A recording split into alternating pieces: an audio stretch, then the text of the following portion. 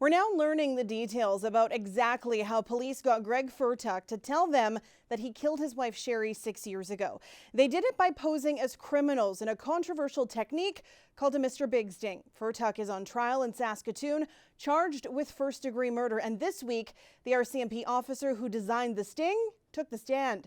Dan Zakreski is covering the trial and joins us now from the courthouse. Hi, Dan. Good afternoon, Sam. What is happening with the trial? Well, Sam, we're into the 5th week of this trial now. The first 4 weeks were a fairly conventional murder trial. It all turned on the disappearance of Sheree Fertuck 6 years ago. The witnesses and the testimony all revolved around, what happened the day that she went missing, who were the people in her life, her business circumstances, her relationships, things of that sort. And then in October of 2017, police arrested her husband, Greg. Now, they took Greg to the RCMP depot here in Saskatoon and they interrogated him for 6 hours. Now, we saw that 6-hour interrogation played in court, and I tell you, Sam, it was something. You had 2 veteran RCMP officers who sat this man down and said to his face, "Look, we think you killed your wife." And then they laid out the evidence that, led them to that conclusion. But at the end of the 6 hours, Greg Fertuck just denied. And they didn't charge him, they let him go. But it didn't end there. The RCMP surreptitiously put him under surveillance for a year, and then they executed their Mr. Big Sting. All right, so what have we learned about the sting?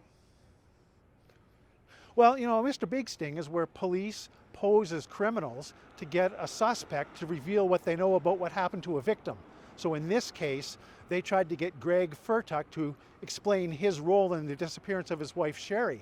Now, what makes these stings so fascinating is how they insinuate themselves into the life of a suspect. Greg Fertuck had been interrogated for 6 hours. You would think he would be on high alert for something like this. But he fell for this ruse. He believed that he had won a contest, an all-expense-paid trip to Canmore, Alberta. What he didn't understand was that the whole contest was rigged and that the other winners, a couple from Alberta and a couple from Manitoba, were all undercover police officers.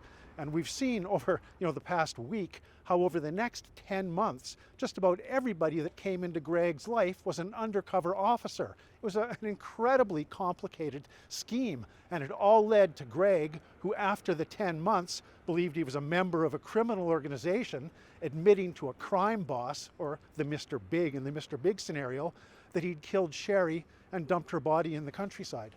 A lot of evidence presented. What does the defense say? Well, it's not a done deal, Sam. First of all, you have to remember we don't have a body. Sheree Fertuck was never found. That's not insurmountable, but it's always a big problem in a murder case.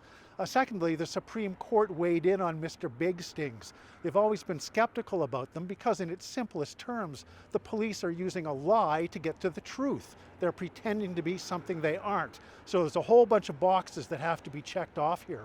But I think what's most interesting for this case is that halfway through the sting, Greg Fertuck slipped on a patch of ice and smashed his head.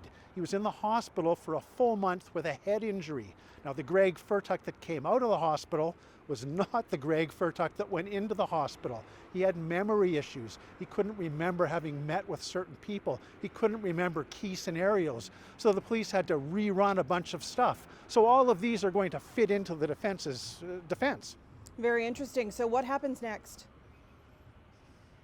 Well, over the coming weeks, we're going to continue to hear from undercover police who executed this sting.